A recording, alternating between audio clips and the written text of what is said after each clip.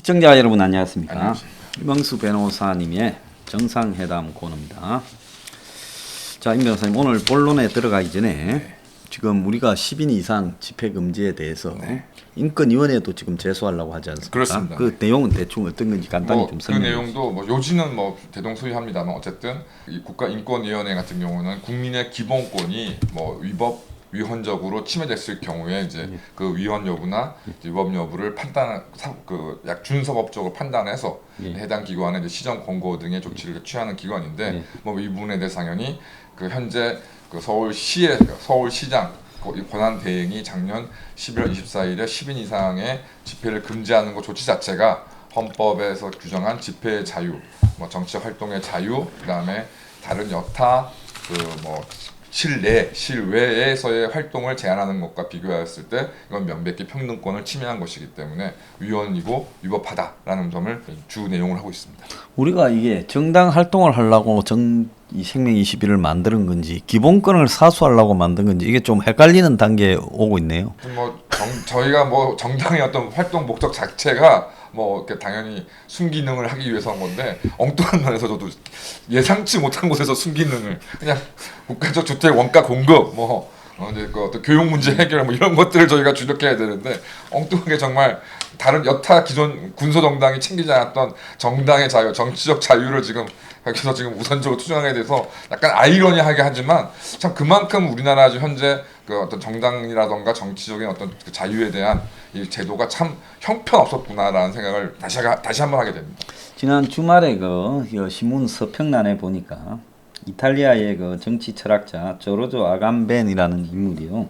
얼굴 없는 인간이라는 책에서 코로나 상황에서 벌어지고 있는 뉴노멀에 대해서 이제 언급을 했는데 이탈리아 사회 예를 들어서 감염 확산을 막기 위해 행정 권력의 과도한 조치로 일어나는 각종 문제를 신랄하게 비판했어요. 그래서 세계 곳곳에서 지금 거대한 전환이 강요되고 있는데 보건 긴급 사태가 발동되고 있는 현재 상황이 헌법적 보장, 즉 기본권 보장이 말 그대로 정지된 예외 상태가 지금 계속되고 있다. 세계 곳곳에서 이런 상태에 존재하는 사람을 벌거벗은 삶, 호모 사케르라고 이야기를 하면서 지금의 이 상황을 히틀러가 나치 전체주의 이데올로기를 전개하려는 목적으로 바이마르 헌법을 공식적으로 폐지하지 않고 놔두면서 12년 동안 예외 상태로 수권법이니 뭐니 해서 독일 사회를 독재화로 끌고 간 것과 유사하다는 거죠. 법과 민주적인 형태에 대한 각종 시스템이 있는데도 불구하고 코로나를 핑계로 그걸 깔아뭉개고 완전히 지금 길들이고 이 국민들을 갖다가 전염병을 핑계로 해서 중세 시대에 마녀 사냥을 하거나 그때 막 힘없는 사람들을 죽여버리던 이런 행태처럼 해나가고 있다는 겁니다. 그렇습니다. 그래서 여러 가지 제7의 봉인이라던가 이제 그런 영화에서도 이제 그런 장면이 드러나고 최근 이제 벌써 좀 오래전 영화긴 하지만 V4 벤데타 이제 지금은 현재 오셔죽은 자매이가 제작했던 그 영화에도 전염병을 이제 이유로 해서 국가 권력이 이제 전염병에 그러니까 예전에 중세 시대 같은 경우는 전염병에 걸린 것은 이제 그 하느님의 징벌이다. 그래서 죽이고 또 안 걸리면 또 마녀의 마술로 네가 병에 걸리지 않는다 그래서 죽이고. 그다음에 이제 V4 베네트 같은 경우에도 전염병을 이유로 해서 국가 권력의 극단적인 이제 그 확대, 그다음에 개개인 개인 생활 정보라든가 이런 거에서 극단적인 통제 등을 이제 정당화시키는 그런 것들이 지금 특히 우리나라 현실에서 좀 많이 드러나고 있다고 좀 생각이 드는데 이 부분은 굉장히 좀 문제 의식을 갖고 저희가 살펴봐야 될 일이고 정말 좀 이게 21세기까지 돼가지고서 지금 이게 정말 중세 시절의 어떤 그런 논리들이 지금 횡행하는 것들에 대해서 참 이게 역사가 과연 발전하는 것인가 후퇴하는 것인가 다시 한번 좀 의문을 갖게 됩니다. 한국의 지금 K 방역도 세계적 찬사를 받고 있다 어쩐다 하지만은 행정 당국이 강한 통제를 통해 가지고 코로나를 막았다라는 게 그 배경에 서양 같으면 상상할 수 없는 그렇습니다. 강력한 자유 제한, 국민의 기본권 제한이 그 배경에 있었다. 그렇습니다. 우리가 그걸 봐야 되지 않겠습니까? 그러니까 이제 본인들의 문제가 있긴 하지만 작년 같은 경우에 이제 김문수 전 지사나 이런 분들이 지하철을 타려고 이제 다니고 있는데 경찰이 뭐 체포하고 막 검사하게 하고 하는 부분들 여러 가지 상황 생각이 들었지만 예전에 그 독일 이제 그 뭐 게슈타포나 친위대원들이 길거리에 돌아다니는 유태인들을 뭐 린치를 가한다거나 뭐 그냥 즉각적으로 구금시켜 버린다는 것과 좀 무엇이 본질적으로 다른 차이인지 굉장히 저도 굉장히 충격적이었는데요. 이 부분에 대해서 좀 경각심을 이제는 좀 가져야 될 때가 아니냐 생각합니다. 우리가 이제 오늘 주제가 수술실 CCTV 논란인데요. 국민들 82%가 찬성한다.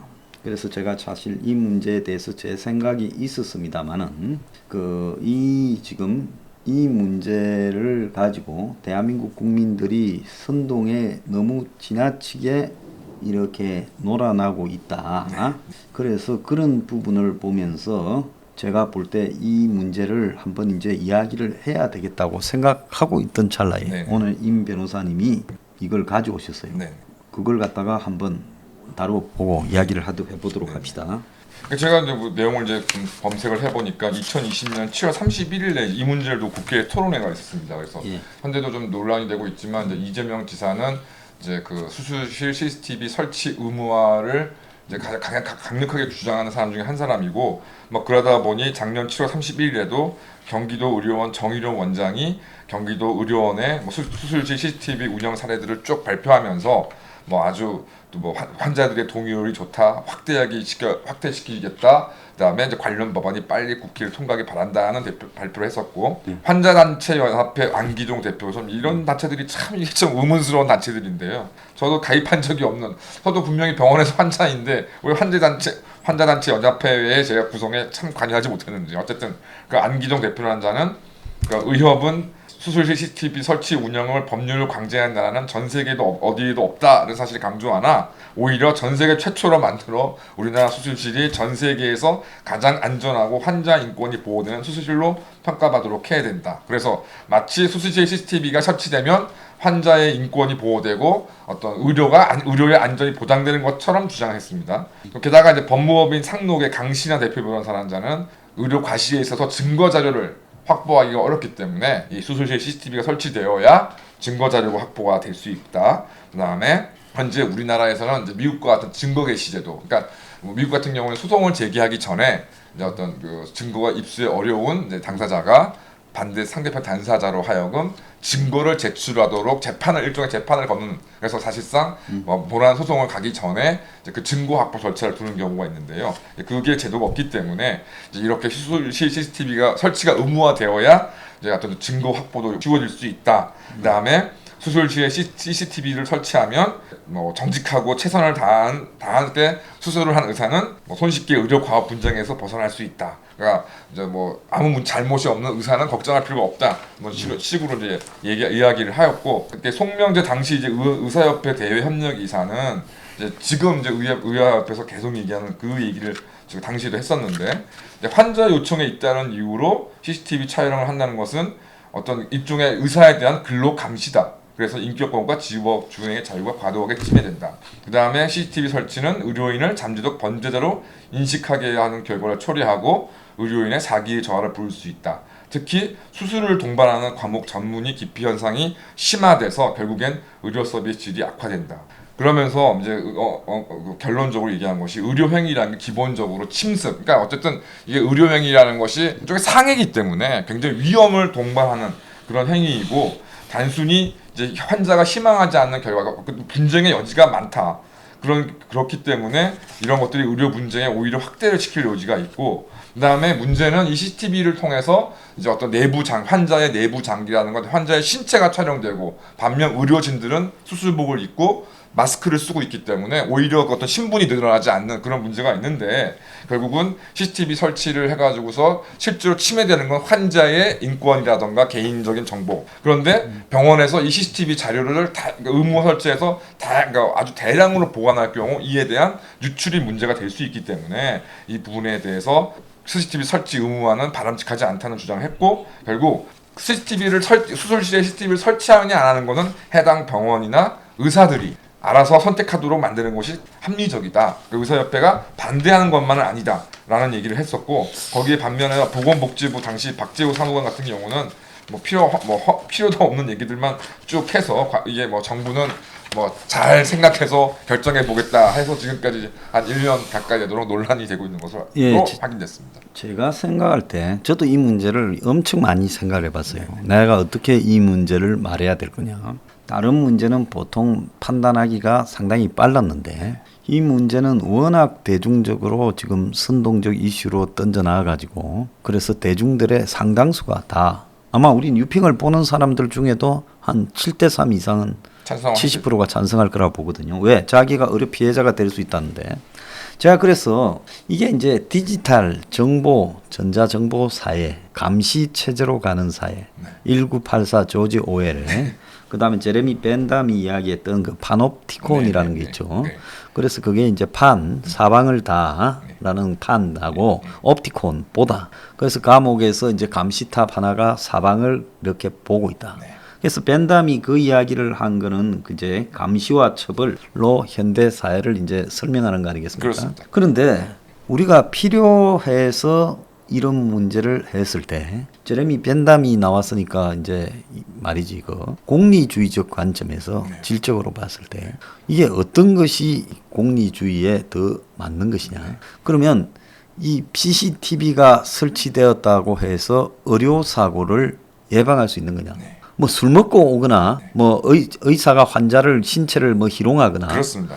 뭐 의료 사고 이런 걸 가지고 지금 감시 TV 달자는 거 아니겠습니까? 그렇습니다. 자, 그런데 술 먹고 오거나 희롱하는 부분은 잡을 수 있을지 몰라도 수술에 있어서 이걸 CCTV를 달아놨다고 수술을 제대로 했는지 안 했는지를 판단할 수 있습니까? 전혀 없어요. 그 CCTV가 어떻게 그게 무슨 현미경으로 달 것도 아니고 그렇습니다. 그걸 보고 해석을 누가 할 거며 그렇습니다. 그래서 그거는 기본적으로 술 먹거나 신체를 희롱하는 일반 예? 아주 드문 사고를 위해서 CCTV를 달았을 때 그 CCTV 하에서 수술하고 있는 의사가 우리 같은 경우에도 누가 지켜보고 있으면 저도 어릴 때 이 강박관념이 좀 있었어요. 평소에 잘하는 일도 누가 지켜보고 있으면 잘 안 되는 경우가 있거든요. 그렇습니다. 그런데 CCTV가 자신을 보고 있다고 하면 미세한 혈관을 연결하거나 미세한 부분을 절제해야 되고 또 현미경을 통해가 확대 미경을 통해 갖고 이렇게 확대시켜서 도구를 집어넣고 그리고 의사 손이 닿지 않는 데서 기계가 해야 되는 그런 수술 등이 많은 현실에서 그걸 갖다가 CCTV를 가지고 감시한다 했을 때 의사가 느끼게 될 심리적 중압감이나 또 기술적 감각 이런 부분으로서의 긍정적인 효과보다 부정적 효과가 훨씬 클 수 있다 이렇게 보거든요. 네, 저도 뭐 100% 전에 동감을 합니다. 우리가 만약에 모든 것을 이렇게 의심하고 감시가 제일 낫다고 보면 판사의 결정에 대해서 판사를 24시간 감시해야 되지 않겠습니까? 그렇습니다. 판사가 사무실에 앉아서 누구와 통화하는지, 판사가 변호사와 누구랑 통화하는지. 저녁에 술 약속이나 은밀한 자리를 만들지 않는지 그러지 않습니까? 판사의 가족들도 누구랑 친하게 지내는지. 예, 판사의 판례를 갖다가 제대로 공부하고 오는지 공부 안 하는지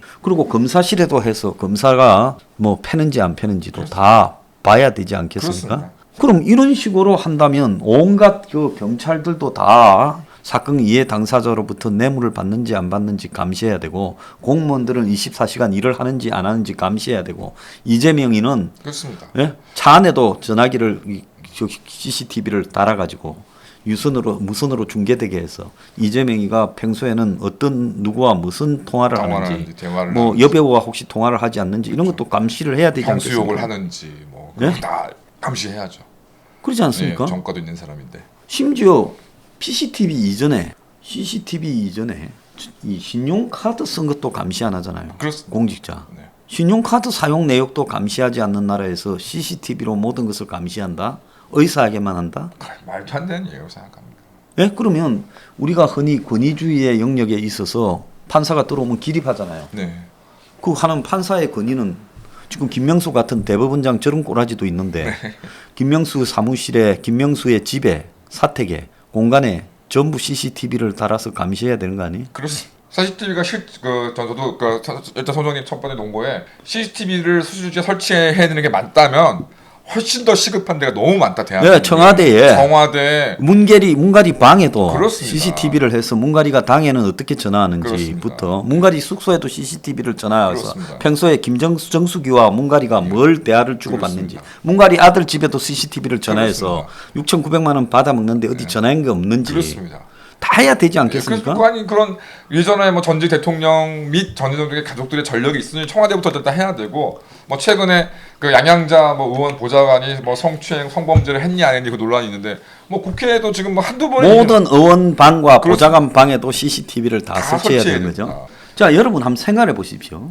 우리가 히포크라테스의 선서라는 부분을 가지고 의사를 존중해주고 보기 드물게 의사 선생님이라 그러지 의사 뭐 네. 이래 안 하잖아요. 그렇습니다. 박사님이라든지 의사 네. 선생님이라고 네. 깍듯하게 이야기하는 거는 그 인술에 대한 사람의 목숨을 다루는 인술에 대한 존경심을 부각시키는 거죠. 네. 물론 그렇지 않고 돈만 하는 의사도 많은 이 부분이지만 우리가 그런 부분의 명예에 대한 권위를 존중하는 것을 포기하게 되면 그 뒤부터는 기대할 수 있는 게 이 세상에 아무것도 없어요. 그렇습니다. 판사 왔는데 왜 이렇습니까? 그렇습니다. 판사 중에 역 같은 인간들도 많은데. 그렇습니다. 그러니까 판사의 결정을 왜 수긍합니까? 그렇습니다. 검사의 조사 결과나 경찰의 조사 결과를 어떻게 수용해요? 그렇습니다. 문재인의 지금 이 모든 행동들을 어떻게 우리가 따라야 됩니까? 그렇습니다. 그러잖아요. 그렇습니다. 그러니까 이 CCTV라는 부분을 수술실에 설치하자는 부분에 대해서 그 주장을 하는 시민단체는 시민단체의 사무실에 CCTV를 설치해서 그렇습니다. 시민단체가 지금 이상한 짓거리를 한 게 한두 개가 아닌데 그 시민단체의 이런 주장의 배경이 무언지에 대해서 자기들은 조사하기를 바라면 원하겠습니까? 그러니까 당연히 안 거부하겠죠. 모든 술집에는 자석마다 다 CCTV를 설치해서 룸살롱에도 다 설치해서 그렇습니다. 도대체 룸살롱에서 여자를 끼고 비싼 양주를 마시면서 뭘 소리를 주고받는지 다 해야 고위 상류층들이 대부분 룸살롱에 가니까 골프장에도 카트에 그렇습니다. 골프장 곳곳에 CCTV를 설치해서 마이크까지 누가 설치하고. 다 감시해야 되는 거 아닙니까? 훨씬 수술실 CCTV보다 훨씬 더 필요합니다. 필요성으로만 따지면 저는 예. 그러니까 그런 부분에 있어서 그런 것까지 다 할 거라면 수술실 CCTV 설치 의무하는 게 당연하다고 생각하고 그다음에 이제 제가 그래도 변호사 자격증이 있으니 그 의료 분쟁에 대해서 말씀드리냐면 그러니까 지금 앞선 한 변호사가 얘기한 것처럼 증거 확보가 어려운 것은 사실입니다. 그런데 문제는 그러면 이런 말씀하신 것처럼 수술실에 CCTV 설치한다 그래서 의료 과실 여부를 판단할 수 있느냐. 결국은 그 행위에 대해서는 의학적으로 음상의학적으로 판단을 해야 되는 문제인 건데 물론 의사들 분들께서 폐쇄적인 어떤 구조를 갖고 있다 보니 이런 부분에 대해 적극적으로 얘기하지 않는 부분들이 있는 건 사실입니다만은 그러니까 이런 증거 확보의 문제가 아니라 결국 그 의학적인 평가를 좀 객관적으로 공정해 줄 수 있느냐 저는 그게 이제 문제가 있다고 생각이 들고 결국 또 CCTV 촬영 대상이 수술하는 장면, 수술대 위에서 이렇게 내려 찍는 부분이 아니라면 사실 의료 과실 증거 자료로도 낮은 가치고 결국 조금만 익숙해지면은 막 이렇게 피가 나고 있는데 마치 당황하지 않은 것처럼 아무것도 아닌 것처럼 뭐 의사분들 머리 좋으신데 그 연기 못 하시겠습니까? 수술실 CCTV는 아무런 그런 증거 확보에는 도움이 안 되고 그래서 일각에서 얘기하는 일각의 의사협회에서 얘기하는 것처럼 그 어떤 대리 수술이라던가 이런 게 문제라면 수술실 입구에 CCTV 확보, 그다음에 기타 체크 출입 카드처럼 이런 식의 어떤 그런 것들로도 충분히 이런 것들에 대해서는 방지책이 될 수 있으며, 그다음에 실제로 이런 대리 수술에 대한 많은 사례가 그런 무슨 전자정보라기보다는 내부 고발에 의해서 많이 적발됐다. 성형이나 이런 데서 많이 하지 않아요? 그렇습니다. 대리 수술을요? 그렇습니다. 중대한 수술에 있어서 대리 수술 시켰다가 자기의 의사로서 평판이 끝나는데 대리 수술 시킬까요? 그렇습니다. 내가 듣기로는 흉부외과나 이런 데 보면 수술을 안 시켜줘서 그렇습니다. 난리죠. 이 박사 의사, 네, 교수 수련이죠. 의사가 네. 그 밑에 이 젊은 의사들에게 수술할 기회를 안 줘서 난리가 난다. 그래서 막 싸우기도 하고 항의를 하기도 하고 막 이렇게 어필을 하기로 하는 일이 벌어진다고 듣고 있어요. 그리고 어쨌든 이게 참 의료 분야는 독특하게, 그러니까 단적으로 예를 들어서 이제 저 같은 이제 변호사하고 이제 비교를 해보시면, 그러니까 냉정하게 말씀드려서 변호사들이 만약에 파업을 한다, 변호사 자격증이 없다, 그러면 대한민국에서 그러면 법률 시장이라던가 어떤 이 법조 시스템이 무너지느냐?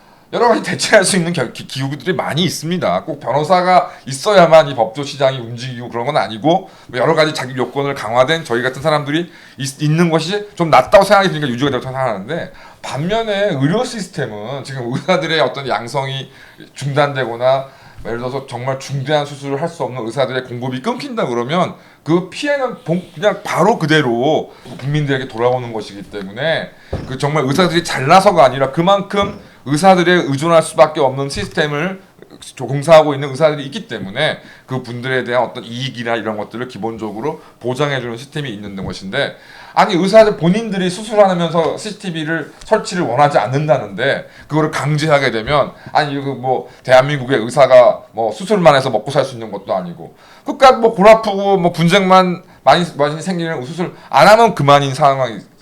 즉 뭐 요즘에 아시는 것처럼 손가락 접합 같은 거, 손가락이 절단되면 그 접합을 하기 위한 그 전문의를 찾기 위해서 사방팔방을 쫓아다니게 되는데, 이게 모든 의료 분야에 만약에 적용된다면 결국은 이제 의사협회에서 얘기하는 것처럼 의료 서비스가 완전히 나락으로 떨어지는 길이라고 생각이 좀 들고, 또 하나 그 네이버 같은데 이 수술 시 CCTV 관련해서 검색을 하시면 CCTV 관련주 소식이 뜹니다. 그러니까 이것도 다른 여타 CCTV 사업들과 마찬가지로 또 이게 그냥 아무, 지금 현재 뭐 여러 병원들 설치되어 있다 그러지만 지금 추진되고 있는 제도는 지금 설치되어 있는 CCTV는 다 안 되고, 또 법과 법령이 정한 그 CCTV만을 또 인정하기 때문에 또 결국 제가 볼 땐 여기에 지금 무언가 이 CCTV 설치를 두고서 이득을 보고 있는 세력들이 움직이는 결과인 것이 무슨 국민의 보건과 의료 안전과는 저는 전혀 관련이 없는 내용들이 수술 시 CCTV 의무화라고 생각합니다. 진짜 CCTV 설치가 필요한 거는 대학 입시를 하고 있는 대학교. 이거는 모든 국민의 자식들하고 다 관계되는 부분이에요.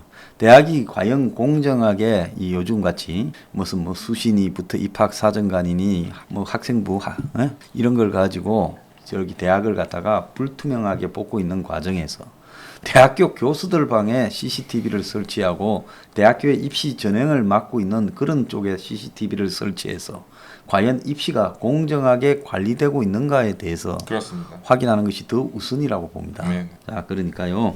우리 사회에 명예가 존중되고, 그리고 이 완전히 기술, 사람을 살리는 기술은 이것은 다른 어떤 이 손으로 메카닉, 그렇습니다. 그러니까 이 공학적 기술하고는 또 다른 다른 측면이 얘기입니다. 있거든요. 전혀 다른 이런 부분에 대해서 이런 식으로 감시와 통제로서 갖고 갈 수 있다고 생각하는 요즘 사회가 무섭고요.